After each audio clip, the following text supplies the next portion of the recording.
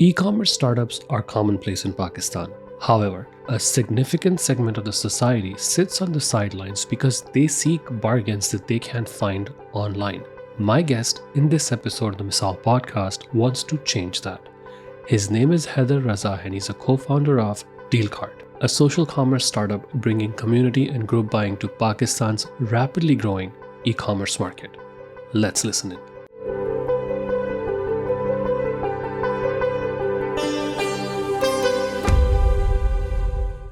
Welcome to the Misaal podcast. Haider, how are you?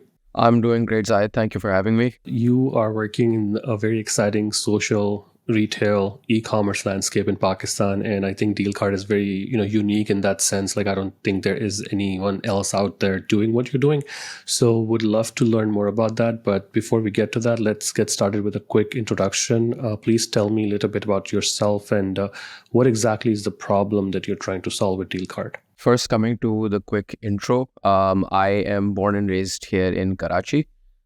Spent all of my life here pretty much. Went for undergraduate studies to Lahore, to LUMS for 4 years in the middle. And then basically post that have been working here. So started off in 2014 with P&G. So sometime in the supply chain function, sometime in marketing.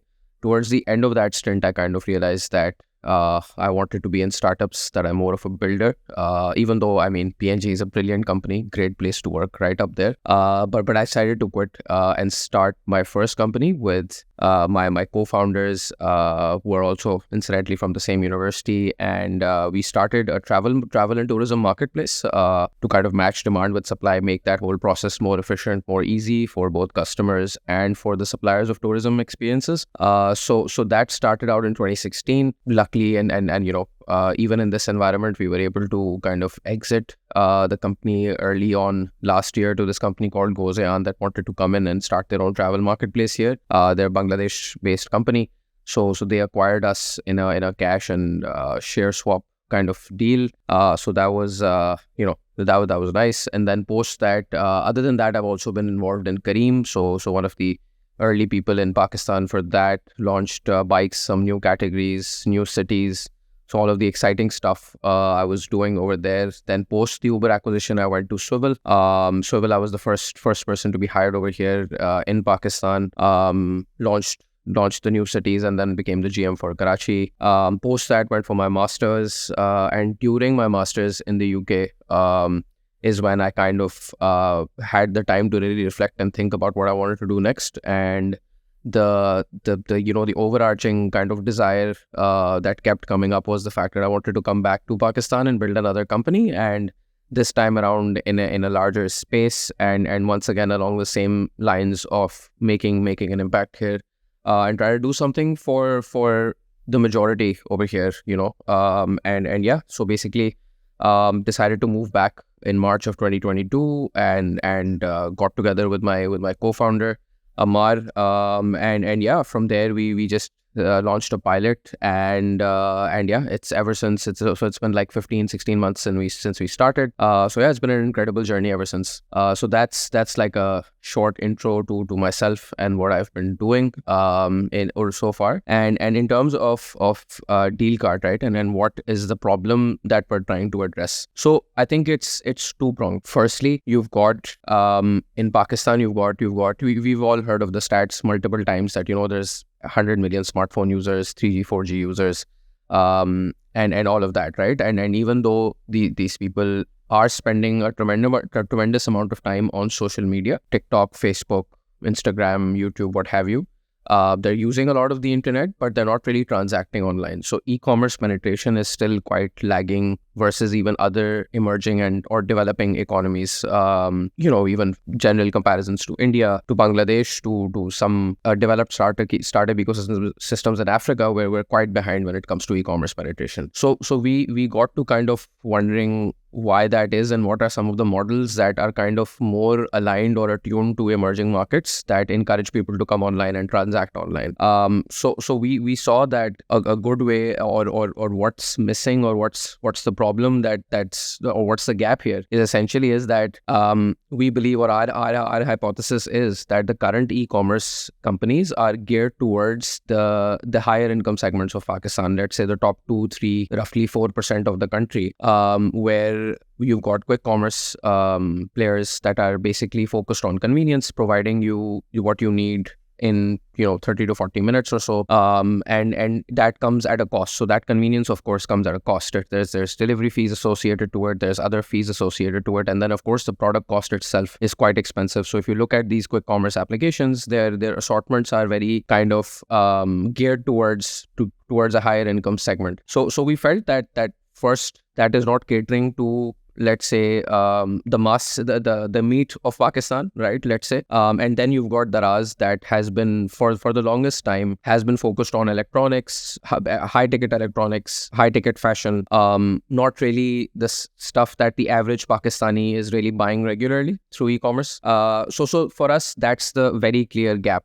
Right. And we're building for middle Pakistan, where we're building for the middle and low middle income segments, where our entire value proposition is aligned to what they're actually looking for. This particular segment is actually looking for, and something that they can use on a very regular basis. Then we looked at what is the thing that is let's say the most standout pain point for this particular segment that no one is really building for. So first we identified the gap, and then we looked at, what do they really need? What are they looking for? And again, when we were kind of doing our research before we started the company, it was very, very obvious. And even if we just take a sense check, it's quite intuitive that these people are super price conscious, and they're looking for the best deals, right? They want to save money. And in fact, over the past year and a half, the kind of inflation that we've been seeing, in fact, for longer than that, is something that everyone is basically looking to save some money right now. It's gotten, the prices have gotten ludicrous. So more and more, these people, 50 to 60% of their income is being spent on groceries, and that just keeps on going up because of inflation, right? So everyone wants to save money. So we're essentially enabling people to save money on their daily groceries and essential items that they're already spending upwards of 60% of their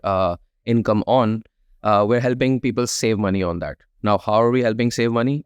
Because how are we helping deliver that value proposition is as follows, very simply, is that we help people purchase in larger quantities via group buying. So you and I can get together and buy something in a larger quantity. And when we do that, we will both get a wholesale rate, roughly 10 to 15% off from the market rate or the market MRP.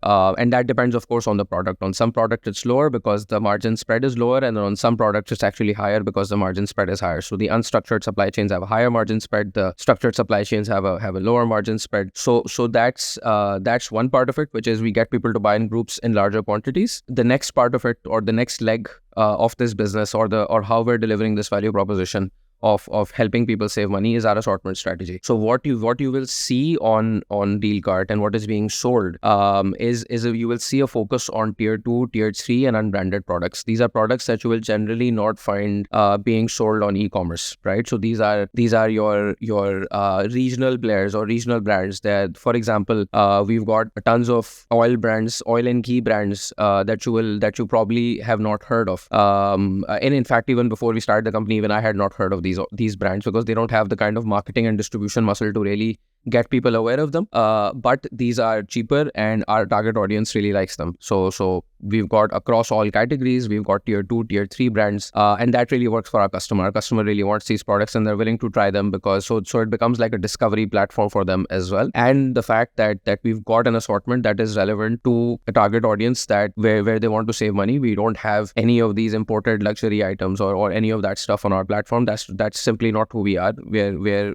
building for a different target audience. So yeah, that's the second thing. And the third thing, which makes this business model happen, is the operations and logistics of it. So we're not quick commerce. We're not interested to provide you the product within the next 30 minutes. That's not what we do. What we do is that we get you to buy in groups, and then once those groups are completed, we deliver the next day, which means that you have to wait for your product. It's not going to show up at your doorstep in 60 minutes or 30 minutes. And that once again allows us to be quite lean when it comes to our operations costs. So we are completely based out of one warehouse in Karachi. We don't have 15, 16, 17 dark stores. And we've got our fleet is and the operations are aligned such that one delivery rider who works with us or a delivery van takes 30 to 40 orders with them on a daily basis and deliver them across. So our costs are quite optimized when it comes to that. So overall, I think based on these three legs, we are basically helping people we're helping middle Pakistan save money on groceries and their daily essentials. And so far, the customers are resonating quite well with this, and thankfully they're pleased with our services. And yeah, that's essentially the crux of what we're trying to do. And now we're actually moving beyond groceries and daily essentials as well. We're adding other non-grocery items that would be high frequency purchases. So they would still take a good share of wallet of our customers, but they're outside of the grocery space. So we just want to kind of evolve into a platform that is beyond grocery. How did you discover your customer? Like, what was that process like when you were talking to your co-founder? Was there some insight that he brought in, or maybe you brought in, that made you go after a certain demographic? I think there's a couple of things here. I think when I started my first company with my co-founders, a year into it or maybe less than that, I kind of did realize that you always want to be, or for the most part, if you're building in Pakistan, you want to build for scale.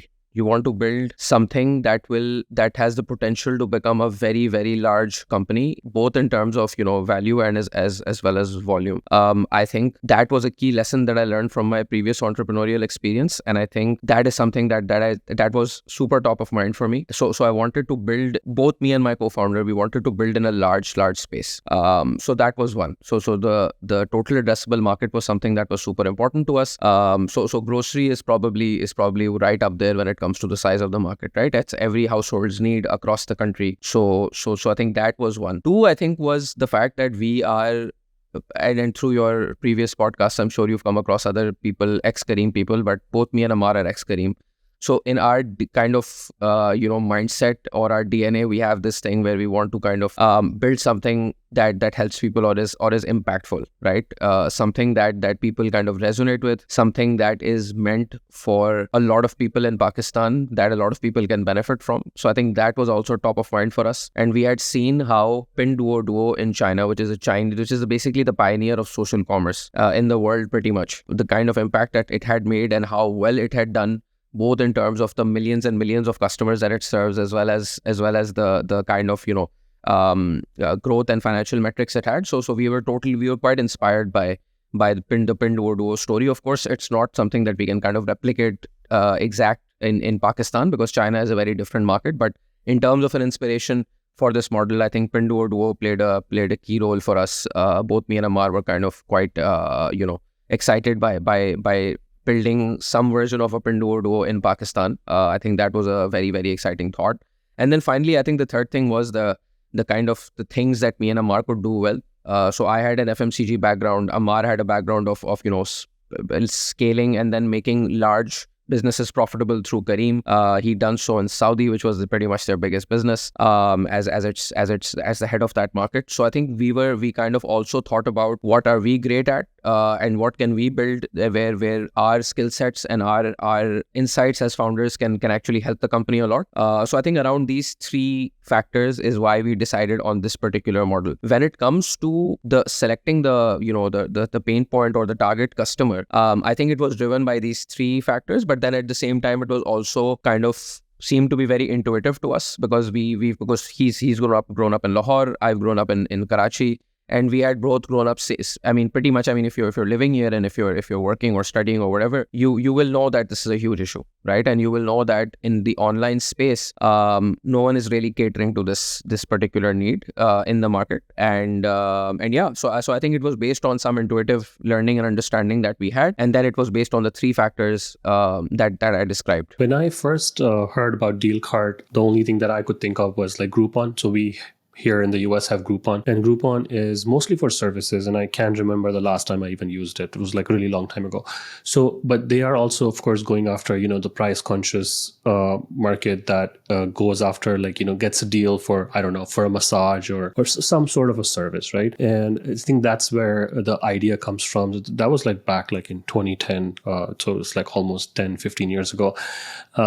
But when I think about DealCart, like I see like how this would catch on with the consumers. But what was your journey like with the suppliers? Like when you went to a supplier, did you explain to them what you're doing, or did you just say, "Bhai, humko, we just need to buy products from you, and that's it"? Or did you explain to them what you do? So I think initially, right, when you're very small, because we're in the retail space, right, we're very much a retail company. In that sense, when we went in, so when you're very small and you're buying in very little small insignificant quantities, for them they're not going to talk to you. Then they're not even gonna entertain you as a customer. So what happens is that initially we went to the likes of Jodia Bazaar, Metro, Imtiaz, and we bought our products from there, and then we sold them to our customers. And of course, the rates that we were getting were not great, because if you're buying from a Metro, you're already, or an Imtiaz, you're already, there's two middlemen that are also taking their margins in the middle, and then you're not getting any bulk quantities either, bulk discounts either. So that's how we started, right? And at that time, just to prove that concept, we bought from there. We put some group discounts on it. We made a WhatsApp group and kind of started to advertise in that WhatsApp group against these great prices, and it kind of took off from there. And then eventually, as we rationalize prices, because obviously we can't sell the products at a loss. We don't do that. As we rationalized, as we improved, as we grew, and we started to deliver more and more volumes for these suppliers, then we started to get direct with them. And now I think in fact 96% of whatever we buy comes directly from manufacturers, but it wasn't always like that. It was zero when we started, and then over time it's been a process to kind of directly work with all of them, and then also get them to give us great rates. Yes, you definitely have to explain what you do. For them, for let's say the likes of these large structured organizations, you are another e-commerce channel, another e-commerce platform that they kind of treat as part of their e-commerce portfolio. And for unstructured suppliers, it's different. And when I say unstructured, I mean these tier 2, tier 3 brands where they are not very large companies. They are kind of medium-sized operations, decent large operations, but still like medium-sized, right? They are more informal. So over there, it's more purely about the volumes that you're moving. It's less about your concept and what target audience you're serving. They are more interested in the fact कि यार आप मेरे लिए क्या आप इस महीने 50 ton या 100 टन माल move करेंगे या नहीं करेंगे. And that's about it. That's the conversation, and you have to kind of build great relationships. And it's very relationship based. So those are the kind of two different supplier types that we have to kind of deal with. And we're happy to kind of build that relationship, because otherwise you can't really, and you have to add a lot of value to their life. I mean, you have to whether it's a structured supplier, whether it's an unstructured supplier, you have to kind of really do a good job in order for them to pay attention to you. So yeah, I mean, for structured companies, it's been great for us, because we're actually providing them access to an audience that they directly don't serve. So our customers, you won't find them on PandaMart, for example. So our customers we're providing them a unique set of customers who they can directly advertise to. We do that as well, by the way. So we give away advertising space on our app to two partner brands, and we do interesting kind of campaigns with them as well. So we provide that data, and we provide that insight into a customer set that they just don't have at the moment. So of course, when you first started out, like, you had certain assumptions about consumers, what they wanted, and of course the price and the product and all those things. Has that changed over time? Like, has it evolved to you doing certain things differently when it comes to customers, something that's different from when you first started out? Yes, definitely. I think there have been changes that we've made based on what we've learned over time. I think one thing that we have learned, it was part of the strategy initially as well, but to begin with, we did not very aggressively start with this, but community hubs. And what is a community hub? A community hub is basically a physical retail space that is present in high density, that we would ideally have in high density, high population, relevant areas where our target audience is living in high density. We find a partner ideally an existing customer who's been a loyal customer and wants to kind of deepen that relationship with us. And we find a partner who kind of is a third party. He's not on our particular payroll or is not an employee, not a colleague of ours, but a partner or a franchisee of sorts, where that person is then responsible for bringing on more customers from that particular retail space. The more customers he brings, the more money he makes, and he gets a cut of whatever volume he's able to kind of move for us to these customers that are in and around him. So his responsibility is to kind of build a community and to retain customers onto DealCart. Now, why did we do this, and why has it worked well for us so far? So we've got about 6 of them in Karachi now. And why it has worked well for us so far is that in particularly amongst our target audience, even amongst across all socioeconomic segments in Pakistan, the trust in e-commerce is quite low, right? We've all been there where we've ordered something and it turned out to be fake, or we ordered something and it took ages to come, and when it came, it was damaged or something along those lines. So I think to rebuild that trust in e-commerce in Pakistan, we decided to go for these spaces where people have the confidence that this company is present on ground as well. So we can see that in our neighborhood there's a little a space where someone from our community is sitting there. So if something goes wrong with a DealCart order, I can always go and kind of take it up with this person, even though we provide 24/7 WhatsApp support and we're quite responsive on that. But just to provide that, to make sure that trust in that community is there, we have these community leaders. So yeah, I think from there, and the community leaders are also helping adoption. So they're going around and they're helping people understand what DealCart is, how to group buy, etc., etc. So I think that is something that we've definitely done a little differently from when we started, and I think that's one. And then 2, I think another thing that we've done, that initially, yes, was always part of the strategy, but was to come later and was advertising partnerships.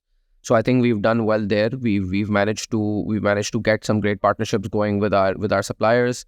And we initially thought that this would come in later, but it has worked well for us so far. Have you seen an uptick in customer demand or growth when it comes, because the inflation has been out of control in Pakistan? So has that helped you grow? I mean, at least in terms of the GMV and all that stuff.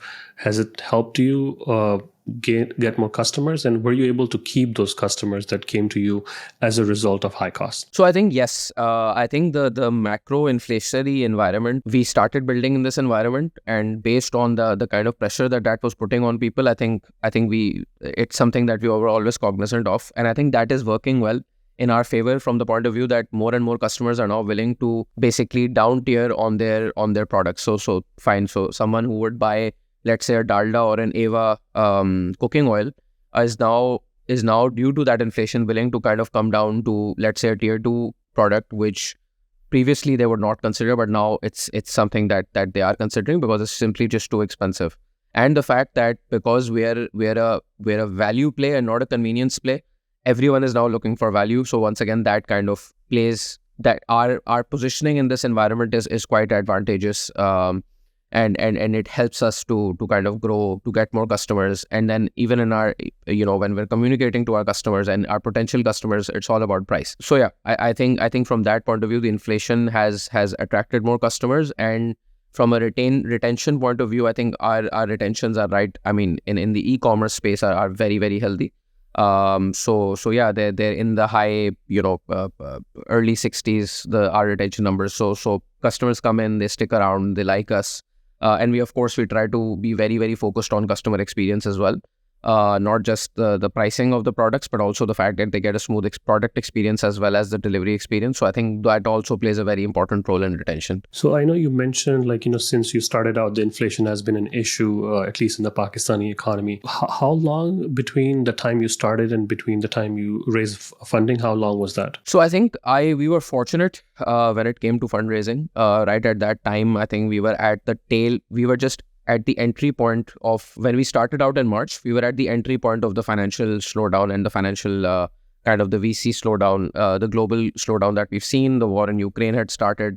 So things were looking unsteady as we started. At that time, we managed to raise some angel funding that helped us kind of kickstart operations. Actually, we kickstarted our operations from our own money, and then we, in a month or so after that, we started to receive angel funding in our bank. These angels were primarily from Pakistan, Dubai, and the US. Previous Sovel network, previous Kareem network, and then some angels that in the US who were very interested to invest in Pakistan at the time. So yeah, those were angel investors that we got roughly in April, and then our VC round happened in July. If we closed the VC round in July, essentially. So that was about 3 to 4 months from the time we started into the time when we raised our first VC pre-seed round. Were there certain milestones that you were trying to hit with the money? Because, you had like very specific amount that you raised, 4.5 million. And was there like a plan in place already where you were like, okay, if we raise this amount of money, this is what we're going to do in the next couple of years? Or were you just being proactive because you just had or anticipated that the market is going to cool down? Yes, I think it's a bit of both. So we definitely had anticipated that this is going to happen. There were a lot of people who kind of were telling us this, that you want to ideally raise more than specifically than you need, because you're not sure when this situation is going to improve. And then Pakistan's situation also was worsening with every passing day around that same time, if you recall Q2 and Q3 of 2022. So due to all of that, right, we were told that raise a bit more than you need. So we did not set out to raise this much, but again, there was a lot of interest in the market at that time. Interest rates were still quite low in the US, so there was a lot of liquidity in the market at that time. So we went over and above what we needed, and we kind of loaded up on some of the capital, and I think that was a good move on our end, because that's exactly, because we're in a funding winter right now, right, and it's quite brutal when it comes to fundraising. So I think that was one. But then to answer your first question, which was, did you have a plan against this money? Of course, we definitely had a plan. There's a, generally speaking, a year to 2 years is what is a decent kind of amount of time to look forward into, and then kind of plan when you're an early stage startup, even though all bets are off the second you start and you learn as you go, right? But there's some semblance of planning is very important. So we made like a 2-year plan, and the idea is, with this funding, we want to get to unit economics profitability in our first market, and we're not budging from our first market until we get there. Which is Karachi. We're not, and we're close. We're actually quite close. We're quite happy with the way the unit economic story is playing out, and we're very, very focused on it. So the plan is to kind of scale to a level where we have a significant unit economics positive business in 2 years' time in our first market. So we have a business unit that works. Right, we have a concept that works. We have a set of customers who love us, and then we go out. We try to scale post that. Essentially, that's the idea for the first 2 years. One conversation that I'm having with a lot of different founders now that have had raised money, at least in 2021 and 2022, early 2022, is that US dollar was around like 220, 230 at the time, and now it's like, of course, it scaled back a little bit, but it's depreciated quite significantly over the past 1 year, a little more than 1 year. So how do you, what I could ask you what advice you would give yourself or even other people if they're trying to raise money right now? What advice would you give them in terms of like, how do you tell someone, or how do you convince investors that, yes, the currency is depreciating, because they invest in US dollars, they want to return in US dollars. And for you to hit certain evaluation metrics, you have to increase your revenue by that certain percentage so that, you can account for the depreciation, right? So how does that conversation go? And like, what advice do you give to people now? I think it's a few things, right? Firstly, if someone is kind of raising their first round of venture capital funding in today's environment, let's say, I think first recognize the people who are actually interested in Pakistan, right? So the problem is right now is that there are a lot of people who will talk to you, but and especially and when you're new, you don't, and even with us, when we were new, we didn't understand who is really the right fit and which conversation is actually going somewhere. So I think identifying that, speaking to other founders who are raising, speaking to founders who have already raised money, help identify a core set of venture capital firms that would be interested in Pakistan even at this point in time. I think that's important to kind of focus and not waste your time with people who essentially will not be investing in Pakistan. I think that is one lesson or that I learned, and one piece of advice that I would give people. Two, I think, would be that always talk about the longer term play. Right. So Pakistan. So number one, Pakistan has been unstable throughout most of its history. It's not like this is the first time Pakistan has been unstable. Right. To be very honest. Yes, the dollar has depreciated more than we would have liked, but it's not like Pakistan has not faced ousted prime ministers before. We hang our prime ministers. I mean, I'm not sure. Maybe you can edit that out later, but that's what we do, right? And we've seen coups. We've seen the everything that we can possibly see. So this is quite mild actually when it comes to the political situation. And it's not like, someone else was running the country for the past 70 years, right? We everyone knows what's happening. So it's fairly, I'd say that this is something that you have to take in your stride. It's scary. It's people from outside of the country, even people inside the country will not understand why you want to build a startup at this point in time. But if it's something you have to do, you have to do.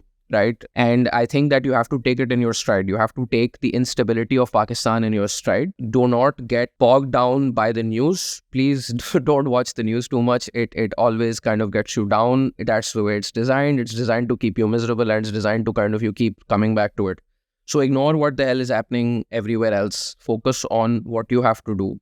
And if you build a good business, if you're building something solid that people actually resonate with, you should be able to find some sort of VC funding out there. Maybe you won't find, fine, maybe you won't be able to raise the kind of money that startups raised in 2020, 2021, even at the start of 2022, and that's fine. That's absolutely okay.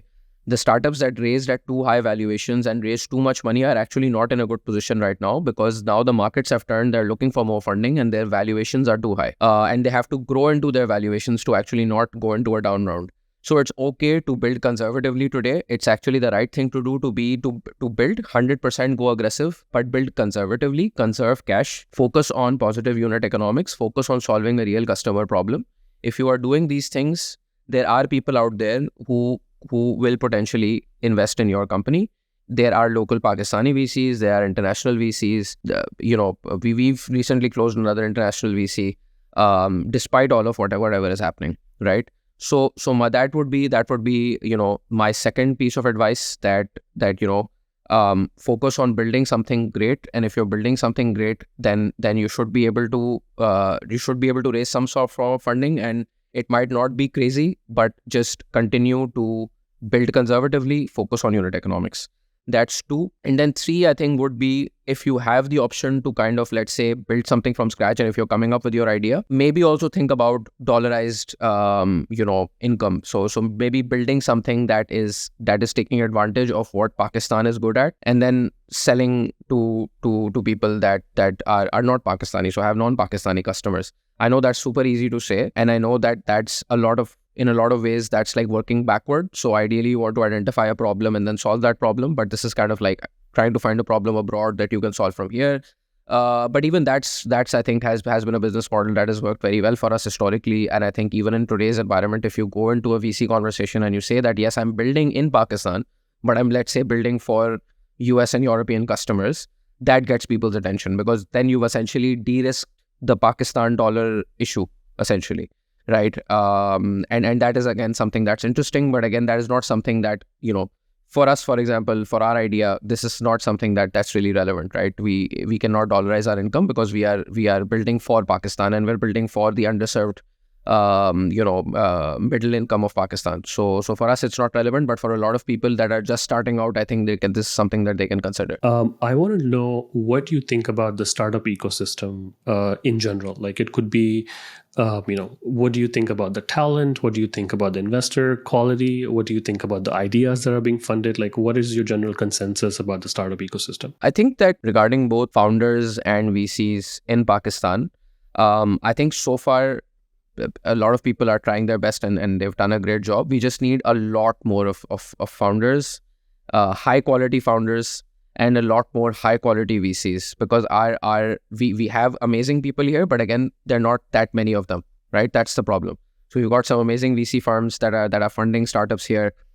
We need like 50 more of them, essentially, right? And then we need 50x the number of high quality entrepreneurs that are working in the space, right? And by high quality, I don't mean ex-founders or just anyone who's willing to work very, very hard and has the resilience to go after something big and something exciting. I think we need a lot more of that. We're super nascent. We're very, very nascent, and I think one thing that we can do better, not only as a startup community but just generally as people in Pakistan, is that we can be more supportive of each other. I think people within the startup community are now getting more and more supportive of each other. It wasn't that way before. And I think generally speaking, whenever a startup fails, I think the negativity and the kind of, speculation around the integrity of the people who are working in that company, the fact that they failed is just such, there's so much negativity around that, especially from people who have never even come close to a startup, have no idea about how the industry actually works, right? How the VC and the startup industry actually works globally, and how failure is something that is quite normal. Yes, we want to definitely learn from our failures. That's how we get better. That's how startup ecosystem improves. But you have to be okay with people failing, and you need to stop making fun of people, and you need to stop, accusing people without any evidence, right? So I think that is something that I would love for us to do less of, which is to criticize without any basis, and to, again, not to say we shouldn't learn from mistakes, right? We absolutely should. But the negativity around failure is palpable, and it is I think very unproductive. It's very counterproductive, and if that does not, and that affects the psychology of people as well, right?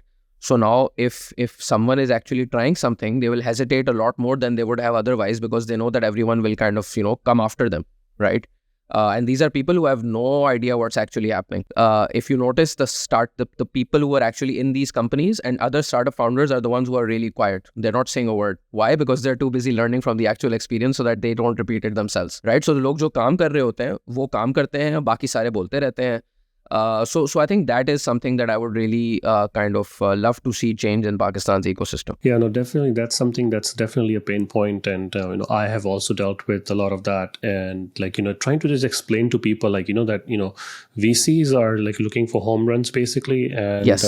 Startup success is actually an exception. Startup failure is quite normal. And I think Yes. people still don't seem to understand that, because, when you think of a business, you think of the typical business, right? Like, someone, puts in money and then loses it. It's like, okay, I told you so, right? It's a lot about I told you so. मैंने कहा था, I knew this would happen. Market ऐसी थी, वैसा था. Pakistan में क्या करोगे? All those things, right? So all the negativity that comes into play when it comes to seeing startups do something, and I think a lot of people try to compare it to the other markets, where other markets that are a lot more mature. And I think that's a mistake. And for some reason, some people are just very bitter. And I think there's no way, there's nothing you can do about that. But that's part of the thing. But yeah, I mean, I know a lot of people are trying their best to make sure that this sort of, psychology and mindset changes. And people can, build better businesses and learn from the failures of, other startups that fail. So thank you so much for being on the Misaal podcast. This was lovely. This conversation was great. I learned a lot more than I knew going into this conversation. So thank you. Thank you so much for being on the Misaal podcast. Thank you so much for having me, Zaid. Thanks for listening to the Misaal podcast. I hope you enjoyed the podcast and will thank me by writing a review or sharing it on social media. Make sure you follow and subscribe so you don't miss the next episode. Thanks again.